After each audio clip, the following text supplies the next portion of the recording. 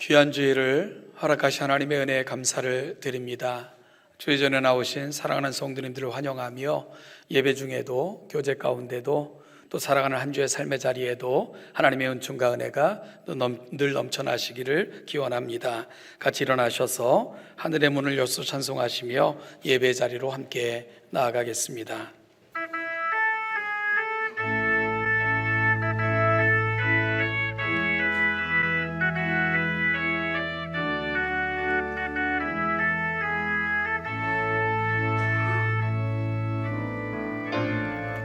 하늘의 문을 여소서, 이곳을 주목하소서. 주를 향한 노래가 꺼지지 않으니 하늘을 열고 보소서. 이곳에 임재하소서. 주님을 기다립니다. 기도의 향기가 하늘에 닿으리. 주여 임재하여 주소서. 이곳에 오셔서 이곳에 앉으소서. 이곳에서 드리는 예배를 받으소서. 주님의 이름은 많이, 오직 주의 이름만 이곳에 있습니다. 이곳에 오셔서 이곳에 앉으소서. 이곳에서 드리는 예배를 받으소서. 주님의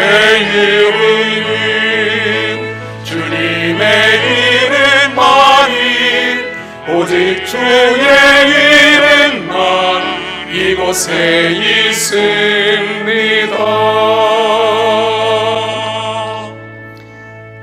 하나님은 영이시니 예배하는 자가 영과 진리 안에서 예배할지니라. 하나님은 이렇게 예배하는 자들을 찾으시니라. 예배하는 자를 찾아 오늘 이 거룩한 자리 이곳까지 인도하셨고, 오늘 이 자리에 앉혀놓으신 우리 하나님의 이름 앞에 감사하며 이 놀라운 일을 이루신 하나님 앞에 찬송과 영광을 올려드립니다. 하나님의 거룩한 백성들이 함께 모여 예배하오니 임재하셔서 마음껏 영광 받아주시고, 우리가 하나님의 영광에 참여하여 흩어진 교회로 살아갈 때는 살아가는 모든 삶의 자리를 하나님의 나라 그 영광을 보여주며 그 아름다움을 선포하는 자들로 살아갈 수 있도록 그리 역사하여 주옵소서. 오늘도 영과 진리 안에서 예배하오니 우리 예배를 기뻐 받아주시고 임재하셔서 마음껏 영광 받아주시옵소서. 감사드리며 예수님의 이름으로 기도하옵나이다. 아멘.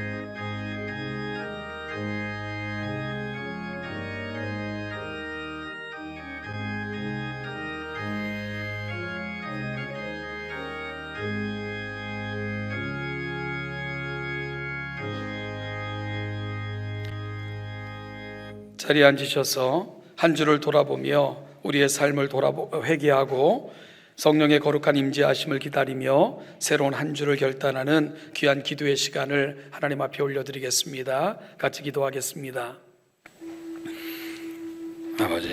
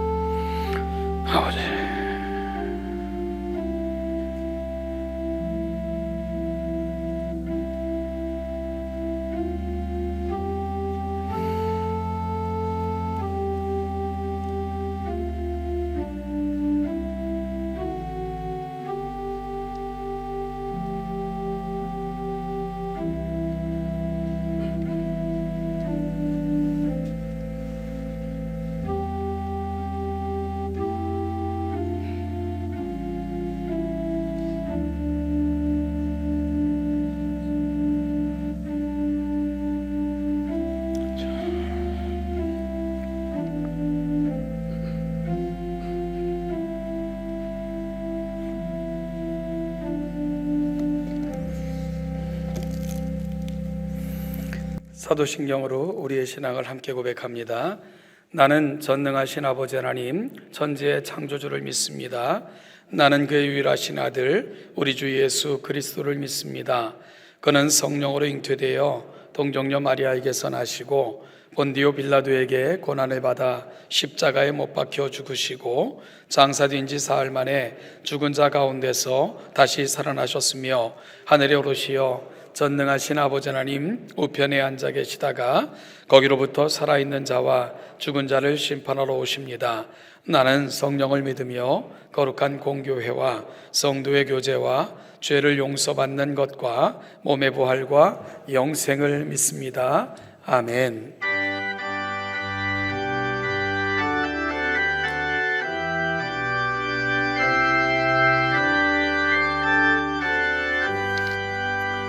주 예수 이름 높이어 더 찬양하여라.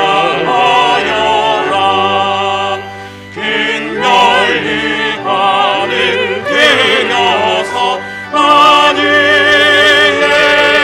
주 찬양. 긴 열리 하늘 들여서 만유의 주 찬양.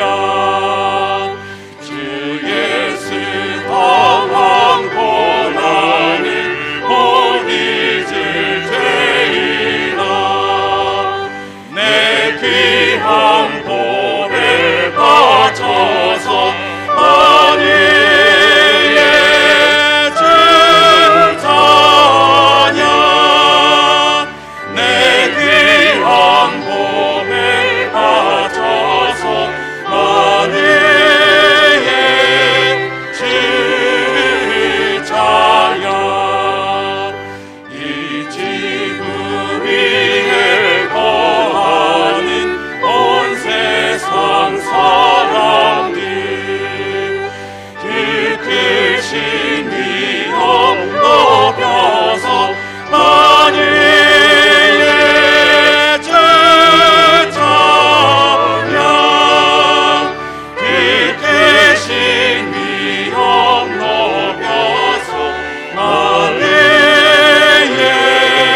주 찬양. 주 믿는 성도 다 함께 주 앞에 엎드려 무궁한 노래를 불러서 만유의 주 찬양.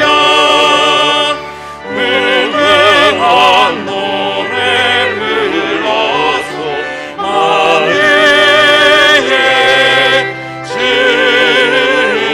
찬양.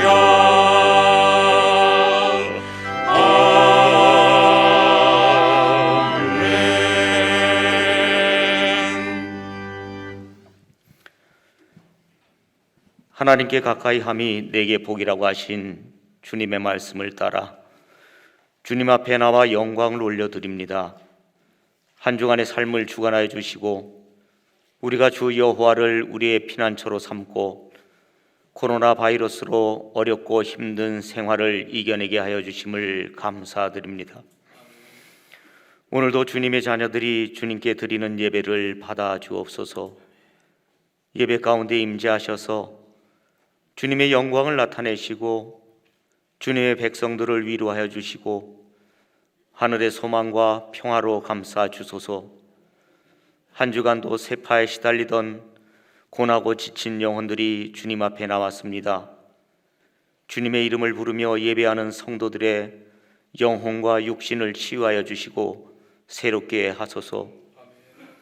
성도들이 하나님의 성전에 들어와 기도하고 찬양하며 마음으로 말씀을 받을 때 우리의 영안을 열어주소서. 영의 귀를 열어주소서. 청결한 마음들이 하나님을 보게 하시고 사모하는 영혼들이 하나님의 음성을 듣게 하소서. 살아계신 하나님께서 여전히 만왕의 왕으로 이 땅을 다스리시며 우리의 삶을 인도하고 계심을 보게 하소서. 주님을 바라보며 주님의 손길을 의지하게 하소서. 그리하여 정의와 진리를 짓밟고 하나님을 대적하는 악한 자들 때문에 실망하고 낙심한 주님의 백성들이 새 힘과 용기를 얻게 하소서. 코로나로 인해 삶에 지친 많은 성도들이 하나님을 떠나고 멀리하고 있습니다. 우리에게 시련이 닥쳤을 때 주님을 더욱 붙들고 의지하게 하소서. 주의 성전에서 말씀을 듣고 배우고 가르치고 전파하던 그때가 그립습니다.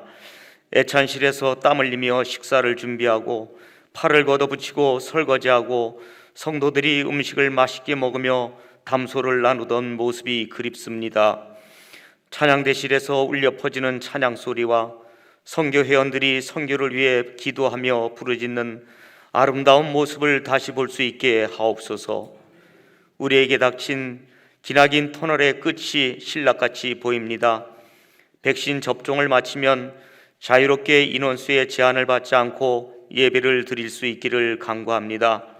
주님의 자녀들이 주님을 더욱 가까이 따르게 하시고 피난처 대신 하나님께로 달려가 구원받고 보호받게 하소서.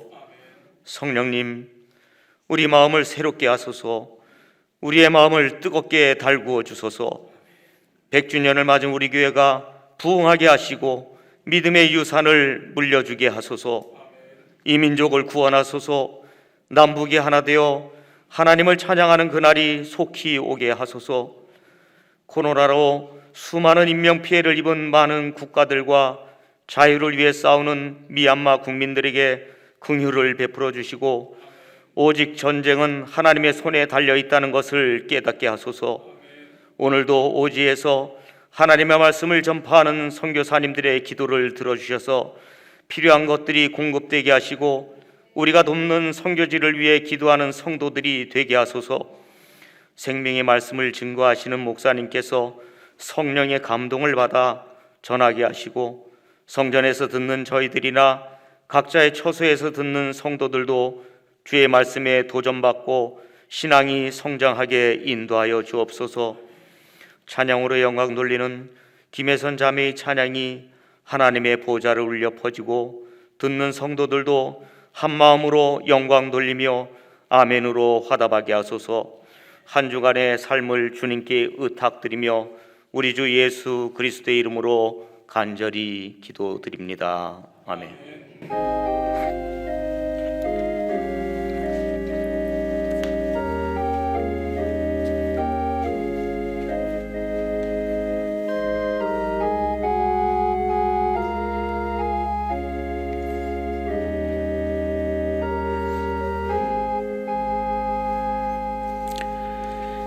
이 시간은 장선익, 임용태, 한덕진 장로님께서 특별 찬송 올려드리며 우리가 하나님 앞에 드리는 금을 올려드리겠습니다.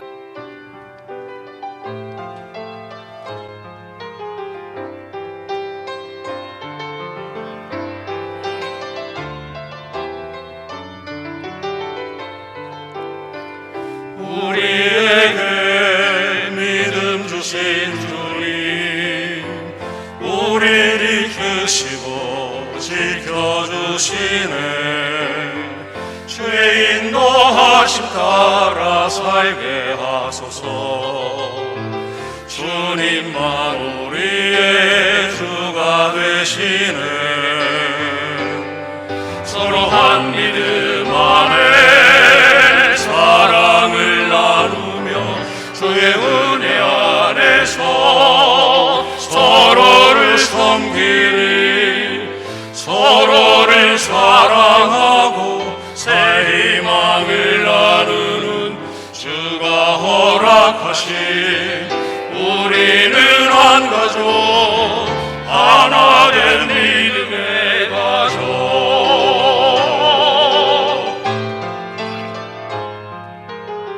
주 말씀에 항상 순종하리라. 주님의 뜻 따라 살기 원하네. 주의 인도하심 따라 살게 하소서. 주님만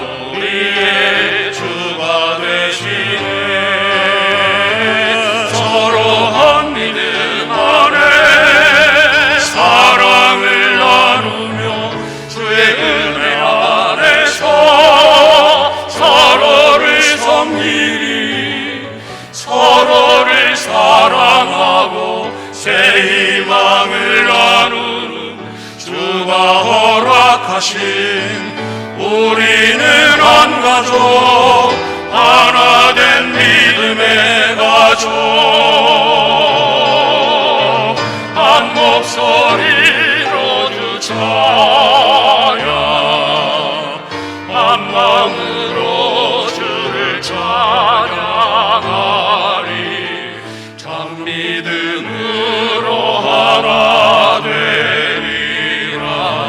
참 진리와 사랑으로 하나가 되리라. 서로 한 믿음 안에 사랑을 나누며 주의 은혜 안에서 서로를 섬기리. 서로를 사랑하고 새 희망을 나누는 주가 허락하신 우리는 한 가족, 하나 된 믿음의 가족, 하나 된 믿음의 가족, 하나 된 믿음의 가족. 아멘.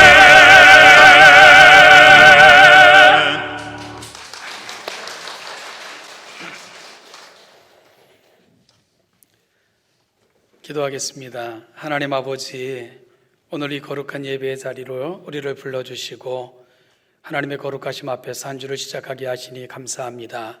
이 모든 은혜를 담아 우리에게 주신 것 중에 일부를 감사의 예물로 올려드립니다. 기쁘게 받아주시고 우리 안에 이 큰 소망과 감사를 주신 그 주님의 은혜가 놀랍게 세상에 증거되어지는 일에만 이 귀한 예물이 사용되기를 소원하오니 그리 허락하여 주옵소서. 특별히 아버지 하나님, 우리 사랑하는 동천의 모든 성도들이 살아가는 삶의 자리가 아브라함을 부르시며 꿈꾸셨던 하나님의 복과 은혜를 전파하며 나누는 자리가 되게 하여 주시고, 우리 동천의 모든 성도들의 발걸음이 이르는 곳마다 하나님의 역사와 아름다움이 드러나고 증거되어지는 복된 한 주가 되게 하옵소서. 특별히 아버지 하나님, 병실에서 약한 몸과 여러 가지 삶의 형편과 지치고 안타까운 마음으로 한 주를 시작하는 우리 지체들도 있습니다. 성령 하나님 찾아가 주시고 어루만져 주시고 감싸 안아 치유하여 주심으로 큰 기쁨과 감사가 우리 모든 성도들 속에 함께 경험되어지는 복된 한 주간이 되게 하여 주옵소서. 감사드리며 예수님의 이름으로 기도하옵나이다. 아멘.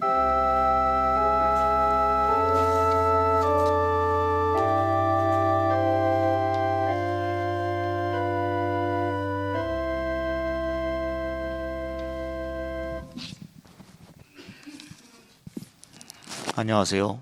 동천의 소식을 전해드리겠습니다. 5월 가정의 달을 맞아서 오늘 5차주까지 있는데요. 사랑하는 동천의 모든 가정들이 하나님의 은혜 안에서 믿음의 터 위에서 든든히 세워져 가길 소망합니다. 현재 예배는 대면과 비대면으로 동시에 진행하고 있습니다. 대면 예배를 확대를 위해 본당 2층 양육실, 교육관 지하 마라나타실을 예배 공간으로 활용합니다. 또한 잠옷실이 비좁은 가게로 영화부 유아부실 활용하시기 바랍니다. 오늘 예배 후에 각 교구별 장로, 권사, 목자, 교역자 모임이 있습니다. 1교구는 양육실, 2교구는 마라나타실, 3교구는 3층 예배실에서 3부 예배 후에 모이도록 하겠습니다. 목자 교육이 6월 6일 있습니다. 6월 6일 첫째 주는 노회 선교주일로 드리게 되겠습니다. 이상입니다. 새로운 가족을 만나겠습니다. 화면을 통해서 만나보시죠. 김지율 성도님이시고요. 지난주 등록해 주셨고, 목장은 형제 이목장에 소속돼 계시고, 선교회는 바나바 선교회이십니다. 특별히 우리 목장과 선교회에서는 우리 화면을 통해서 만나시는 귀한 가족 잘 영접해 주시고 복되고 귀한 만남과 교제가 우리 안에 충만하기를 소원합니다. 다시 한번 동천의 가족이 되신 것을 진심으로 감사하며 또 환영합니다. 별세 소식입니다. 우리 1교구 철산 목장에서 오랫동안 저희와 신앙생활 하셨던 윤재갑 집사님께서 5월 25일 별세하셨습니다. 예식은 그 아드님이 참석하시는 교회에서 진행하셨고요. 저희 교회는 참석하여 위로 예배를 함께 했습니다. 우리 유족들을 위해 많이 기도해 주시기를 부탁드리겠고요. 주부에 보면은 또 우리 교우 소식들이 전해지고 있습니다. 특별히 우리 그 병원에서 치료 중에 있는 우리 성도들 가슴에 품고 늘 기도하심으로 함께 은혜를 나누는 귀한 교회가 되기를 소원합니다. 5월 가정의 달로 저희가 보냈는데 오늘이 마지막 주입니다. 그래서 특별히 오늘은 가정의 주간을 맞이해서 우리 동천에 또 여러 지체들이 하나님 앞에 찬양으로 또 영광을 올려드렸는데, 우리 3부는 우리 장선익 장로님, 이용태 장로님, 한덕진 장로님 귀한 찬양 감사드립니다. 사실은 그 장선익 장로님, 한덕진 장로님 그 제가 고아 특집으로 무슨 말씀인지 잘 이해가 안 되시죠? 전부 이제 우리 어머님들이 다 이렇게 소천을 하셨어요. 그래서 생각하시면서 좀 찬양을 해달라 그랬더니 우리 임용태 장로님도 고하시라고 그래서 같이 찬양을 해주셨습니다. 우리 장로님들 귀한 찬양 대단히 감사드립니다. 한 주간도 하나님의 은혜가 여러분 속에 임하길 바라면서요, 우리 옆 사람에게 축복했으면 좋겠습니다. 한 주도 하나님의 은혜가 평강이 넘쳐나시길 바랍니다. 같이 인사 나누시죠.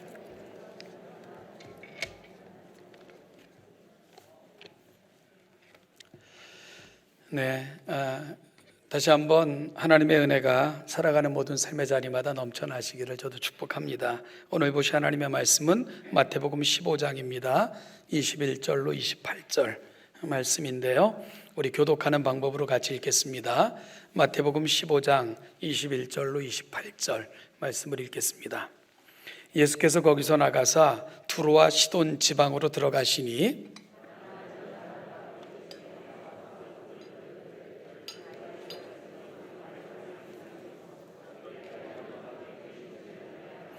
예수는 한 말씀도 대답하지 아니하시니 제자들이 와서 청하여 말하되 그 여자가 우리 뒤에서 소리 지르오니 그를 보내소서.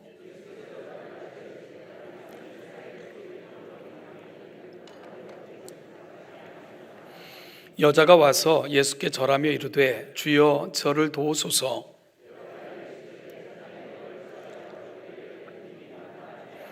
여자가 이르되 주여 올소이다마는 개들도 제 주인의 상에서 떨어지는 부스러기를 먹나이다 하니,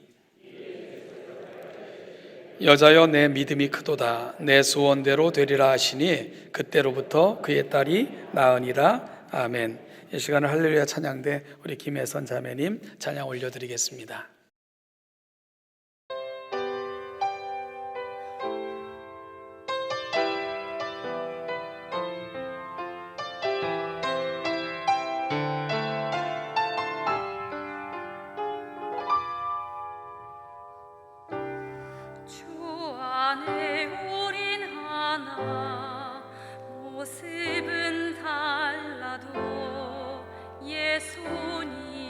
한 분만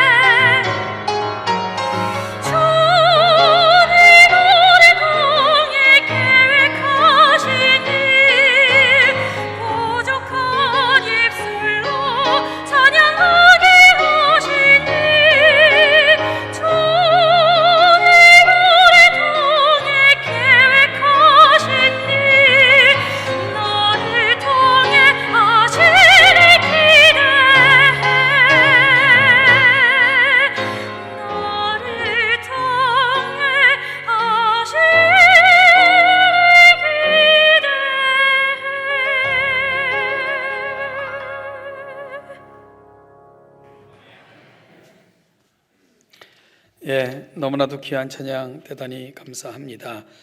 우리 장로님들의 찬양도 그렇고 우리 또 혜선자매의 찬양도 그렇고 하나님 안에서 우리가 얼마나 놀라운 은혜를 받았고 그래서 우리가 한 몸이며 한 가족임을 확인받게 하신 거 너무너무 감사합니다. 함께 격려가 되고 위로가 되어 우리가 승리하며 살아가기를 다시 한번 소원합니다. 기도하겠습니다. 하나님 아버지, 하나님의 말씀 앞에 우리가 섭니다. 겸손히 받고 간절함으로 마음에 새겨 살아가는 모든 삶의 자리를 말씀을 푯대 삼고 빛 삼아 어두운 세상을 밝히며 살아가는 우리 모두가 되게 하옵소서. 감사드리며 예수님의 이름으로 기도하옵나이다. 아멘. 이야기가 있는 가정이라는 타이틀로 나누는 세 번째 시간이고요.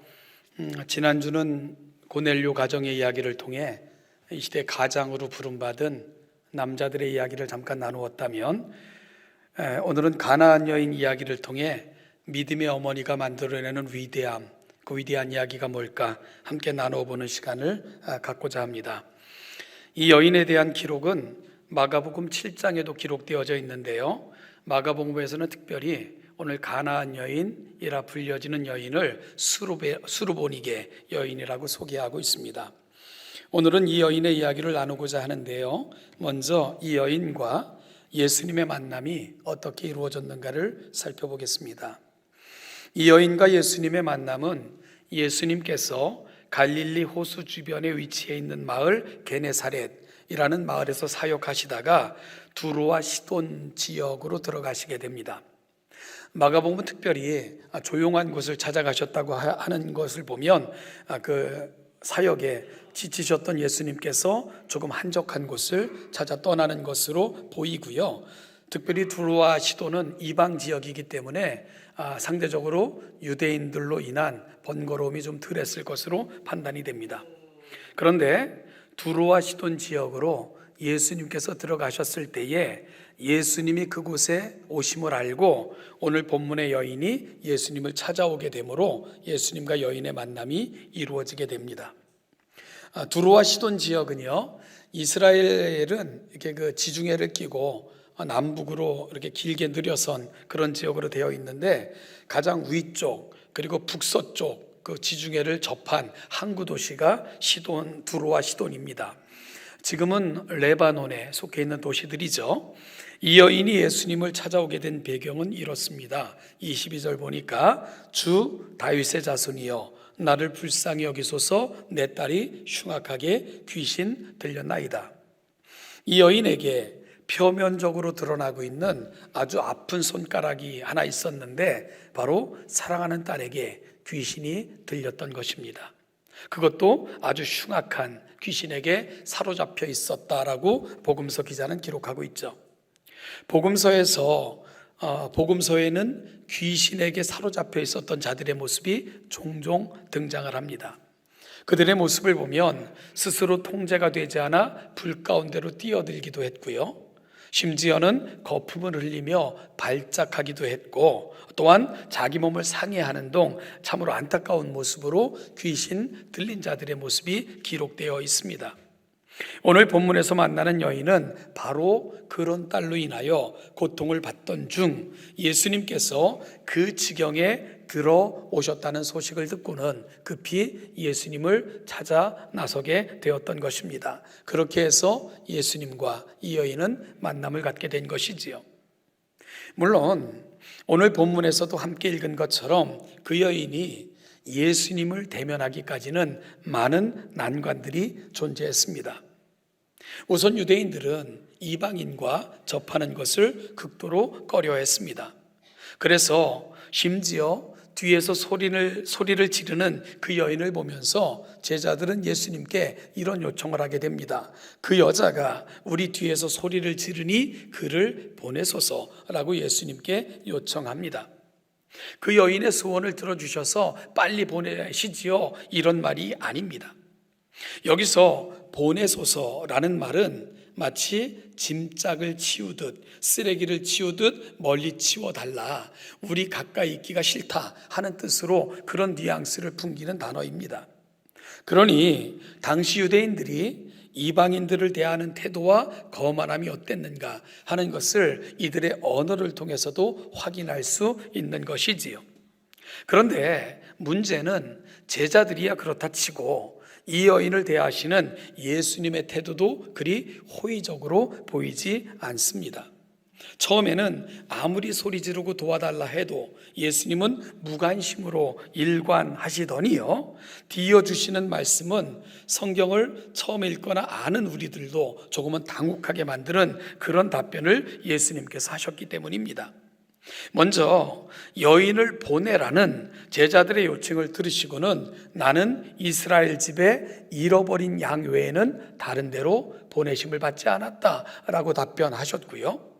그럼에도 불구하고 난관을 뚫고 예수님께로 나와 무릎을 꿇고 간청하는 여인에 대해서는 자녀의 떡을 취하여 개들에게 주는 것이 합당하지 않다라고 말씀을 하세요. 자존심에 심각한 스크래치를 낼 수도 있는 그런 답변을 예수님이 여인에게 하신 것입니다. 그럼에도 불구하고 이 여인은 물러서지 않았고요. 주님, 그렇습니다. 그러나 개들도 주인의 상에서 떨어지는 부스러기를 먹나이다 하는 말로 자존심을 접고 지혜롭고 현명하게 예수님께 답변을 했습니다.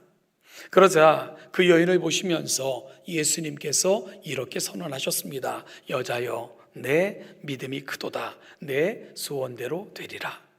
그리고 그 결과를 마태는 그때로부터 그의 딸이 나으니라 라고 기록함으로 결과를 전해주고 있습니다.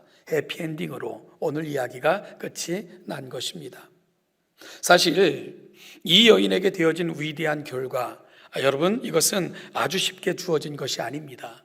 시련과 역경을 극복한 후에야 주어진 결과입니다. 그렇다면 무엇이 여인으로 하여금 그 심각한 위협과 어려움과 난관에도 불구하고 결코 물러서지 않는 모습으로 이 여인의 모습이 가능하도록 그렇게 만든 것일까요? 무엇이 이 여인으로 하여금 이 위대한 믿음에 이룰 수 있게 한 것일까요? 저는 그 이유를 두 가지로 살필 수 있었는데요. 첫 번째는 그 여인은 자신에게 가장 시급하고 가장 소중한 것이 무엇인지를 알았기 때문입니다. 그 여인은 가장 시급하고 가장 소중한 것, 그것 붙들고요, 결코 물러서지 않는 모습을 보여주고 있는 것입니다.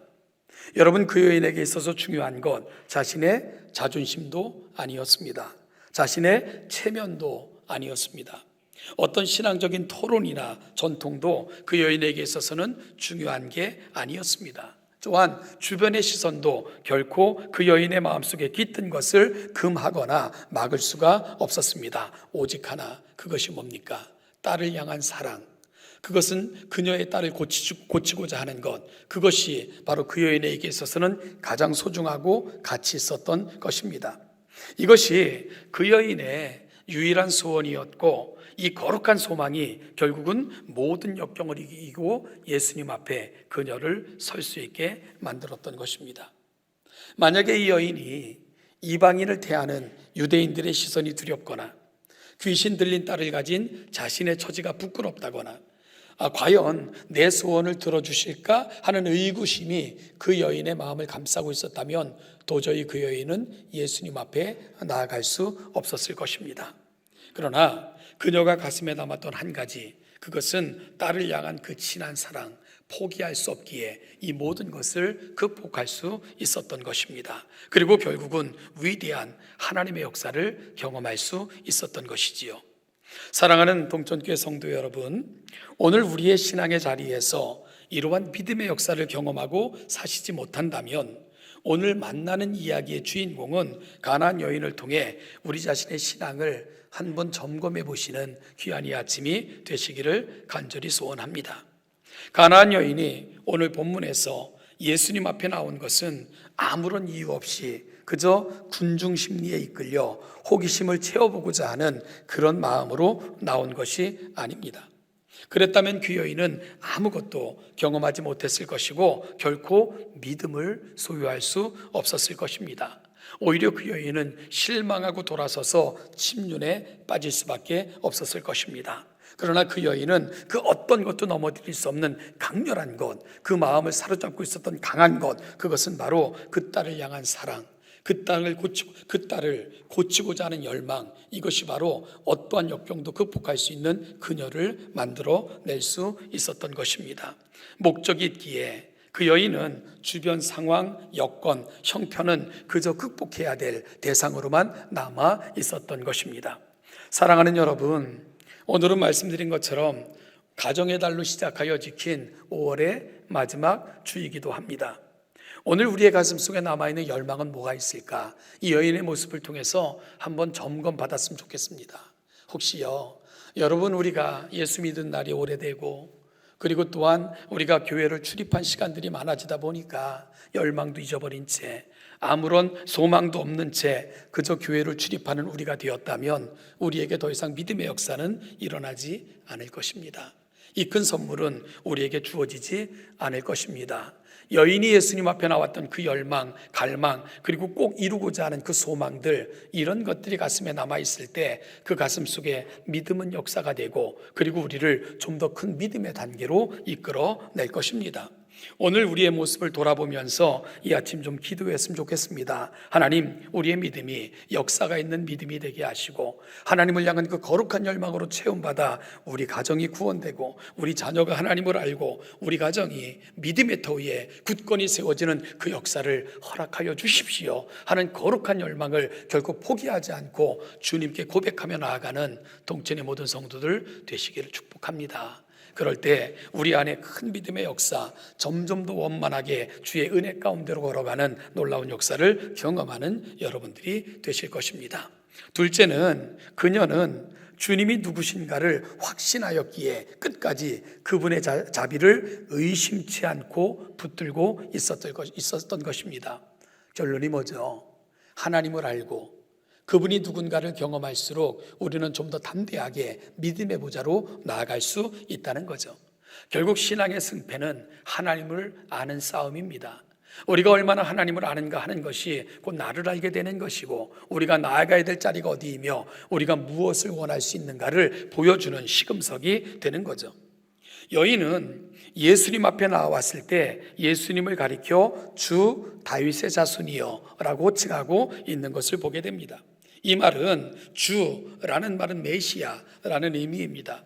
다윗의 자손이라는 말은 당신은 성경에 약속된 바로 그분이라는 뜻입니다.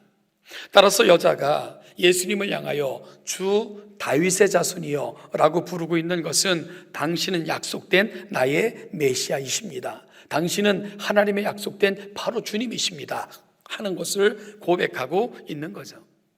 이방 여인이 어떻게 이런 놀라운 고백에 이르게 되었는가 신비하긴 하지만, 지금까지 예수님에 대해서 보았거나 혹은 많은 사람들을 통해 듣게 된 모든 것들이 이러한 고백에 이르게 만든 것 아닌가 생각해 보게 됩니다. 지금까지 주님께서 이 땅에 오셔서 행하시고요, 가르치신 것을 지켜보고 들으면서 이런 확신에 이르게 되었을 것입니다. 그래서 그 여인은 담대함으로 예수님을 찾아오게 된 것이지요. 여러분, 이런 분명한 고백이 없었다면 어찌 뭔가를 부탁하고 그리고 무언가를 이루는데 빈손으로 와가지고 그렇게 막무가내로 그 이름을 부르면서 도와달라고 그럴 수 있겠습니까?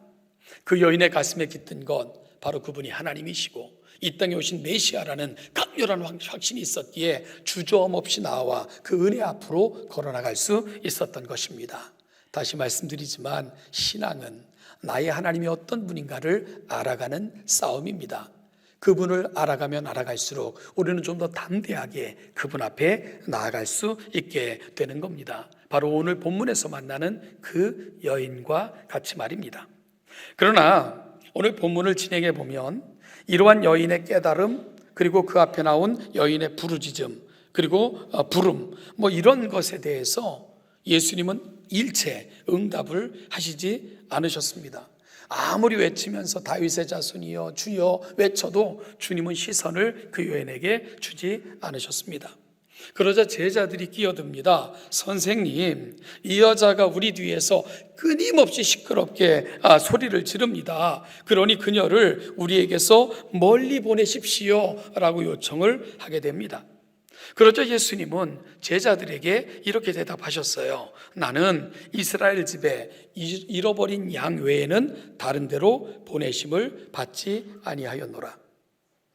여러분, 여인이 아무리 외치며 도움을 요청해도 시선 하나, 대답 한마디 안 하셨던 예수님께서 제자들이 끼어들어 이 여인을 좀 치워달라라고 부탁을 하니까 비로소 하신 첫 번째 음성이 뭐냐? 나는 이스라엘 집에 잃어버린 양 외에는 다른 데로 보내심을 받지 않았다, 이 말씀을 주신 거예요. 저는 평소에 이 본문을 잘 아는 본문이라 생각을 했어요. 그런데 오늘 설교를 위해서 이 본문을 읽고 또 읽는데 이 본문이 얼마나 어려웠는지 모릅니다. 다시 생각해도 참 어렵게 이 본문이 다가왔어요. 그래서 읽고 또 읽으면서 주님의 이 말씀이 갖는 의미가 뭘까? 여인에 대해서는 무관심, 그리고 또한 무대꾸로 일관하시더니 제자들이 이 요청을 할 때 비로소 입을 여신 예수님 차별하신 건가? 예수님의 마음속에서도 이 차별이 있었던 건가? 이런 생각이 들 만한 충만한 모습을 예수님은 보여주고 계셨기 때문입니다. 말씀드린 것처럼 여인의 외침과 부르짖음, 그리고 간청에 대해서는 아무런 대답도 하지 않으셨던 예수님께서 제자들의 요청에 대해서는 이렇게 대답을 하셨기 때문입니다. 여러분, 그 여자가 우리 뒤에서 소리를 지르오니 그를 보내소서, 이 말이 어떤 뜻이라고요? 그 여인 소원 빨리 들어주시지요, 그런 뜻이 아닙니다. 마치 그 여인은 짐짝처럼 여겨지는 거예요. 마치 쓰레기처럼 여겨지는 거예요. 그러니 짐짝을 던지듯 쓰레기를 치우듯 우리에게서 좀 멀리 떠나게 하시면 안 되겠습니까? 이런 요청을 제자들이 예수님께 하고 있는 거예요. 그런데 예수님은 나는 그 여인과 상관이 없다 라고 단호하게 제자들에게 말씀을 하신 거예요. 냉혹한 거절, 무자르듯 그렇게 매몰찬 냉대, 예수님이 여인을 대하는 모습이 그거였을까요? 여러분, 그렇게 느껴질까요? 아마 그렇게 성경을 읽는다면 우리는 성경을 정말 잘못 읽고 있는 것입니다. 성경은 그런 이야기가 아니거든요. 양떼를 떠나 들판을 헤맬, 그래서 곤고에 처해 있는 한 마리 양, 예수님은 99마리의 양을 시내에 광야에 남겨두고는 그 잃어버릴, 정말로 그렇게 헤매다가 죽을 수밖에 없는 한 마리, 그 양이 가여워 그 양을 포기할 수 없어 찾을 때까지 찾아 결국은 찾아 어깨에 메고 돌아오시는 그분이 바로 우리의 예수님 아니십니까? 그런데 정말 딸을 위해 이토록 애처롭게 간곡하게 부르짖는 그 여인에 대한 이 주님의 냉대한 태도, 이것은 뭘 의미하는 걸까? 예수님도 그 여인을 이방인이라고 냉대하고 계신 걸까? 여러분, 오늘 본문은 그런 얘기가 아니라는 것을 분명히 알아야 되는 것입니다. 그리고 또한 예수님께서는 이 제자들에게 이렇게 대답을 하셔도 끝까지 굴하지 않고 예수님께 찾아 나온 여인에게는 또 황당한 얘기를 하세요. 뭐라고 말씀하십니까? 자녀들의 떡을 취하여 개들에게 던져주는 것은 합당치 않다라고 말씀을 하신 것입니다. 자녀들의 떡을 취하여 개들에게 던짐이 마땅하지 아니하니라. 이 본문을 대하면서 여러분들은 또한 어떤 생각이 드십니까? 여러분, 이 본문을 놓고 참 많이 묵상을 했어요. 이 본문이 갖고 있는 의미가 뭘까? 그러면서 저는 이 본문을 읽으면서 지금까지 제가 놓치고 있었던 것이 하나 있다는 것을 발견을 했습니다. 그것은 뭐냐 하면 이 이야기를 예수님과 여인과의 관점에서만 바라보고 있으니까 정말 중요한 메시지를 놓칠 수밖에 없었구나 하는 깨달음이 찾아온 것입니다. 그것은 뭐냐?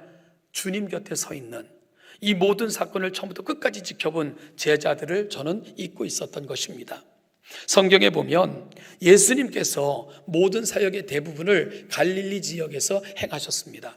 여러분, 이유가 뭔지 아시죠? 제자들을 양육하신 거예요. 예수님은 떠나실 때를 대비하여 그 이후의 사역을 준비시키고 계셨던 것, 갈릴리 사역이 갖고 있었던 의미입니다. 바로 그 사역의 일환으로 오늘 본문도 주어졌다는 것을 놓치며 본문을 읽었기에 이 본문에 대한 오해가 생길 수밖에 없었구나 하는 깨달음을 얻게 된 것입니다. 지금 이 모든 진행을 지켜보고 있었던 사람들, 제자들입니다. 이 제자들이 예수님에게 뭐라고 말합니까? 짐짝 치우듯 쓰레기 치우듯 번거롭고 그리고 시끄러우니 저 여인을 좀 치워주시면 안 됩니까? 말해서 돌려보내시면 안 됩니까? 라고 요청을 했습니다. 그런데요, 사실 주님은 전혀 다른 이야기를 들려주시고 계신 것입니다. 그것이 뭘까요? 하나님의 거대한 구속의 역사를 그 제자들에게 그려주고 싶은 것, 그것이 바로 오늘 본문이 가고 있는 자리입니다. 하나님의 구속의 거대한 그림, 이 부분을 이해하려면 구약 이스라엘의 이야기를 여러분과 좀 나누어야 됩니다. 하나님께서는 애굽에서 종노릇하며 신음하던 이스라엘 백성들을 친히 찾아가셨습니다. 바로 아브라함과 약속하셨던 그 때가 참에 하나님은 친히 애굽으로 내려가셔서 내 백성을 인도해 내셨습니다. 그리고 시내 광야에서 그 백성과 언약을 맺으셨습니다. 여러분, 언약의 핵심 가치가 뭡니까? 언약은 이런 거예요. 나는 너의 하나님이 되겠다. 그리고 너는 나의 백성이 되는 거다. 이것이 언약의 핵심 가치입니다. 그러면서 이스라엘 백성과 언약을 맺으셨던 이유를 구체적으로 설명을 하셨습니다. 그것은 이스라엘을 열방의 횃불과 등불로 삼으시겠다는 것입니다. 무슨 얘기입니까? 내가 너를 택하여 내 앞에 세우는 것을 보면서 모든 열방들도 너희들을 통해 내 앞으로 인도해내는 것, 그것이 바로 나의 목적이란다. 그것을 위해 너희들을 샘플로 삼아 나의 구원의 계획을 전 세계에 드러내고자 하노라. 이것이 바로 이스라엘과 언약을 맺으시면서 보여주셨던 하나님의 계획이고 구원의 섭리이셨던 것입니다. 이것은 아브라함을 부르시면서도 아브라함 앞에 하셨던 약속과 일맥상통합니다. 아브라함을 부르시면서 하나님이 어떤 약속을 하셨습니까? 너의 자손을 하늘의 별과 같고 바닷가에 모래알처럼 많게 할 것이다. 그리고 너로 말미암아, 너희들의 자손으로 말미암아 결국은 모든 민족이 복을 받게 할 것이다. 결국 아브라함을 부르셨던 하나님의 계획은 아브라함 한 사람에게 국한된 것이 아닙니다. 아브라함 한 사람이 복을 받는 것, 그 자녀들이 많아지는 것으로 끝나는 것, 이것이 하나님의 꿈이 아닙니다. 하나님의 꿈은 그들을 통해 온 세상이 하나님 앞에 서는 것, 그리고 이 구체적인 계획을 위해 이스라엘을 한 나라로 언약하시면서 모든 나라가 하나님 앞에 세우게 하시려는 것, 이것이 바로 하나님의 꿈이시고 그 꿈은 아브라함을 통해, 이스라엘을 통해, 그리고 지금까지도 이어지고 있는 것입니다. 그리고 이 놀라운 하나님의 섭리 가운데 그 언약의 완성으로 예수님이 이 땅에 오신 것입니다. 예수님은 특별히 12명의 제자들을 택하셨습니다. 여러분, 왜 12명일까요? 뽑다 보니까 쓸만한 사람이 12명이라 12명만 세우신 걸까요? 그렇지 않습니다. 일부러 그렇게 하신 거예요.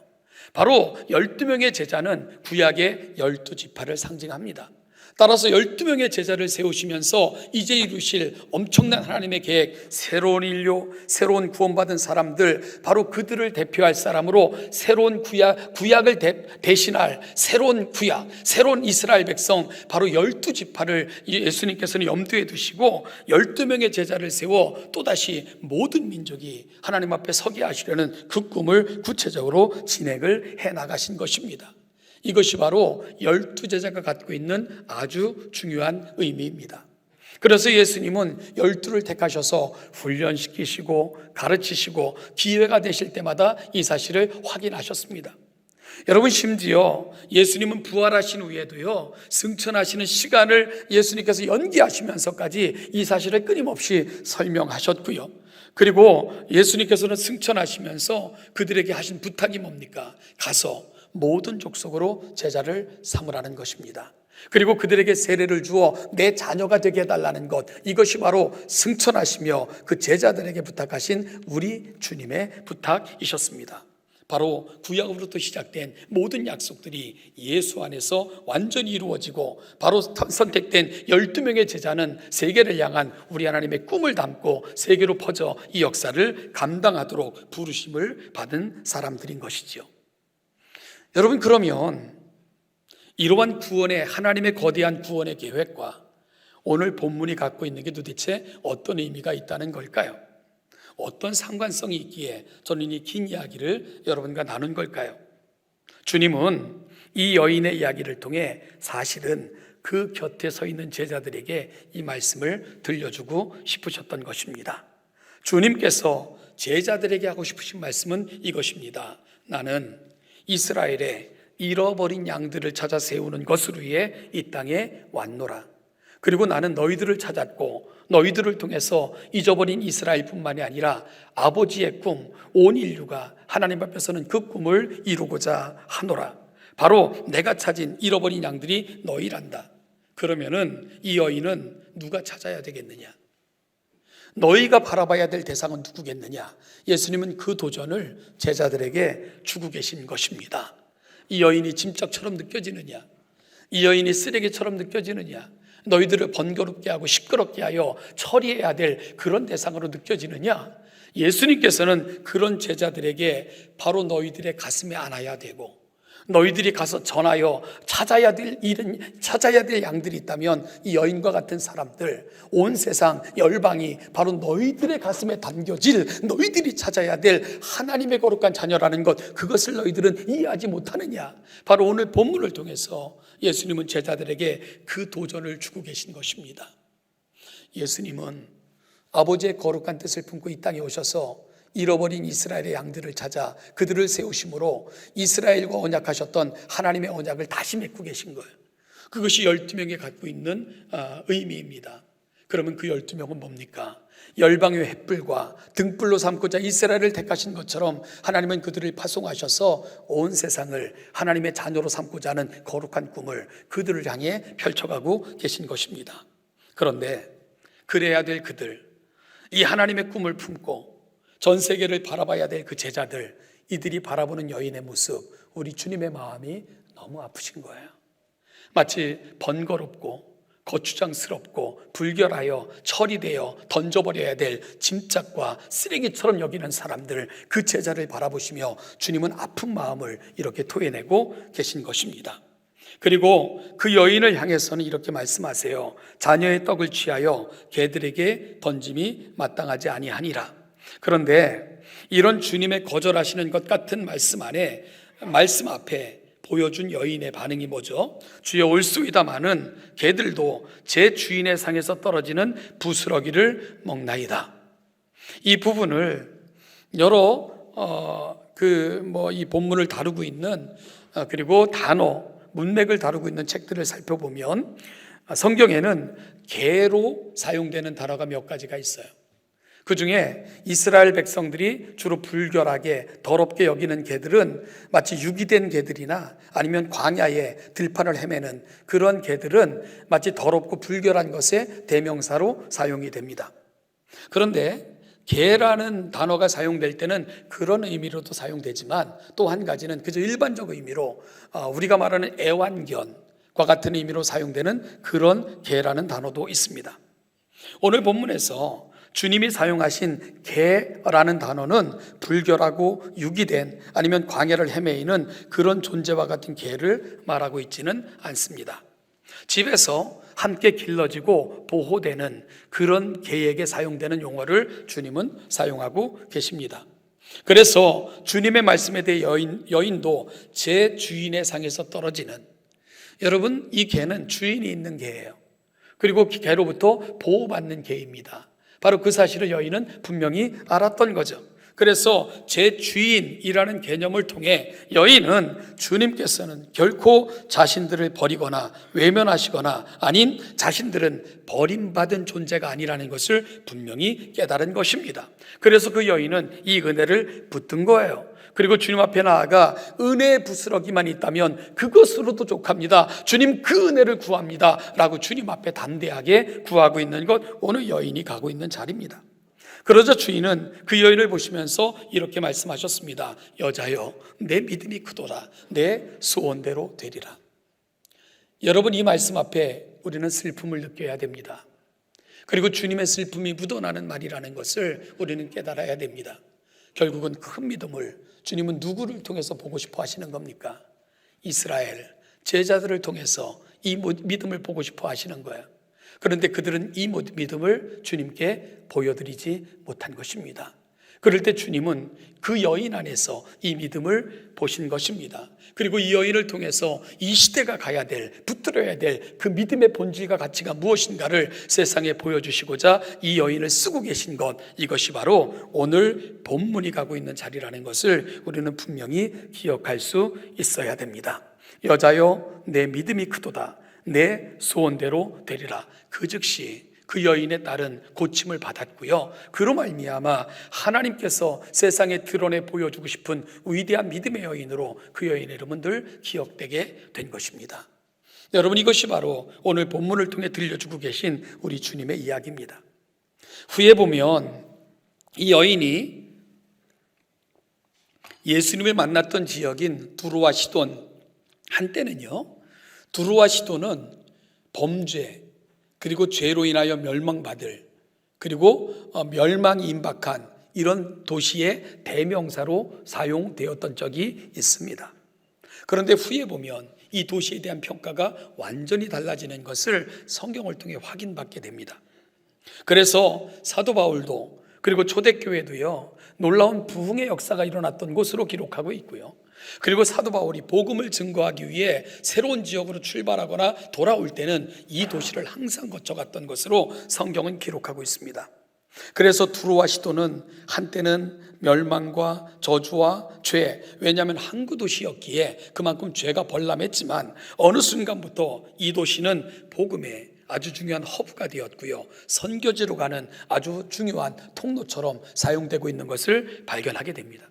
그래서 아주 조심스럽게 추측을 해보는 겁니다. 어떻게 이 도시가 이 변화를 경험했을까? 이 도시에 이 변화는 어떻게 생겨난 걸까? 저는요, 바로 이 여인과 같은, 그리고 구원을 받은 그 딸과 같은 사람들, 이들이 바로 놀라운 복음의 통로가 되어 그 놀라운 역할을 감당했기에 그 도시가 면모가 변하는 이러한 역사를 경험한 것 아닐까, 이런 생각을 해보게 됩니다. 그리고 이런 생각은 지나친 생각이 아닐 것을 저는 분명히 믿습니다. 결국 주님은 이 여인을 통해 그 시대를 살아가는 이스라엘 백성들뿐만이 아니라 그리고 오고 가는 모든 세대를 살아가는 저와 여러분들에게도 큰 도전을 던져주고 계신 것입니다. 여러분, 이 여인을 통해서 오늘 우리가 받고 돌아가야 될 우리의 도전이 뭘까요? 일찍이 시브리서 기자는 믿음은 바라는 것들의 실상이요 보지 못하는 것들의 증거라고 믿음의 역사와 믿음의 역할에 대해서 분명히 이야기를 했습니다. 오늘 이 여인은 그 마음속에 담겨진 그 꿈, 바라봐야 될 그 지점을 놓치지 않았기에 믿음의 역사를 경험했고요, 그러므로 말미암아 큰 믿음에 이룰 수 있게 되었습니다. 오늘 우리 사랑하는 동천 성도님들의 가슴 속에도 우리가 잊었던 꿈, 잃어버렸던, 희미해졌던 꿈들이 있다면 그 꿈을 다시 찾아 떠나는 복된 이 아침이 될 수 있기를 간절히 소원합니다. 사랑하는 여러분, 우리 가정이 믿음 안에서 세워지는 것, 우리 자녀들이 하나님의 은혜를 머금고 살아가는 것, 우리 가정들이 하나님의 가치를 포기하거나 놓치지 않는 가정으로 세워지는 것, 오늘 이 여인의 이야기를 통해 그 갈망이 어떠한 난관과 어려움이 있어도 결코 포기되지 않는 우리 동천 가정들의 아름다운 꿈으로 자리 잡는 오늘 이 아침이 되기를 축복합니다. 그러므로 말미암아 하나님께서 이 귀한 거룩한 사명과 마음의 갈망을 안고 살아가는 여러분들의 꿈을 이루셔서 큰 믿음의 가정들로 우리 동천의 가정들을 세워주시기를 소원합니다. 또한 사랑하는 여러분, 오늘 하나님께서 우리를 이 땅에 부르신 그 이유와 목적을 놓치지 않는 우리 동천교회가 될 수 있기를 간절히 소원합니다. 내 백성이, 그리고 제자들이 주님을 향한 거룩한 믿음을 보여주지 못했을 때에 여인의 이야기를 통해 그 시대에 도전하셨고, 그 여인을 통해 오늘 저와 여러분들에게도 도전하고 있다고 생각을 합니다. 우리 동천교회가 나아가야 될 자리가 어디겠습니까? 주님이 우리에게 심어주신 것, 그리고 우리를 세상에 파송하시면서 꿈꿨던 것들, 그 나라의 아름다움을 보여달라고, 너희들이 큰 믿음으로 나의 역사를 감당해달라고 부탁하시며 저와 여러분들을 이 자리에 부르신 것 아니겠습니까? 이 한 주간도 살아가는 삶의 자리가 이 하나님의 아름다움을 보여주며 그 믿음의 역사를 이루어 세상으로 하여금 하나님을 만나고 볼 수 있는 일에 크게 사용되셔서 네 믿음이 크도다 칭찬받는 우리 동천의 모든 성도들 귀한 삶의 자리가 되시기를 주님의 이름으로 축복합니다. 기도하겠습니다. 하나님 아버지, 은혜와 사랑을 감사합니다. 오늘도 이 아침 우리를 불러 이 자리까지 인도하셨음에 감사합니다. 하나님 아버지, 우리가 놓치고 있는 것, 그리고 또한 포기했던 것들, 혹은 희미해진 것들이 있다면 다시 붙들고 찾아 큰 믿음 앞에 이를 수 있는 우리 동천의 성도들 되게 하여 주시고, 우리를 부르시면서 꿈꾸셨던 하나님의 위대한 목적을 이루어가는 아름다운 교회, 사명 있는 교회로 그리 세워져가는 우리 동천교회가 되게 하여 주시옵소서. 감사드리며 예수님의 이름으로 기도하옵나이다. 아멘. 일어나셔서 569장을 같이 합송하시겠습니다.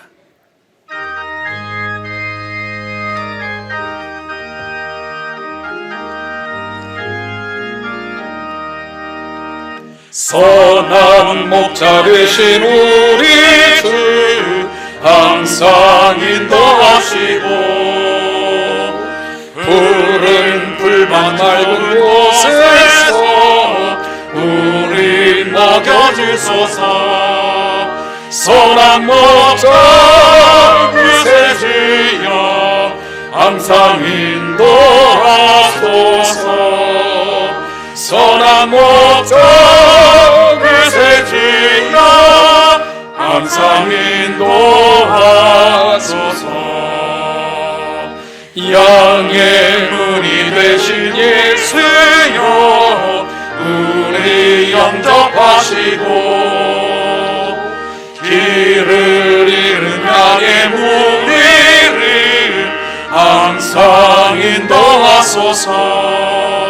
선한 목자 구세주여 기도 들어주소서. 선한 목자 구세주여 기도 들어주소서. 흠이 많고 약한 우리를 용납하여 주시고 주의 넓고 크신 은혜로 자유 얻게 하셨네. 선한 목자 구세주여 지금 나아갑니다. 선한 목자 구세주여 지금 나아갑니다. 일찍 주의 뜻을 따라서 살아가게 하시고 주의 크신 사랑 베푸사 따라가게 하소서. 선한 목자 구세주여 항상 인도하소서. 선한 목자 구세주여 항상 인도하소서.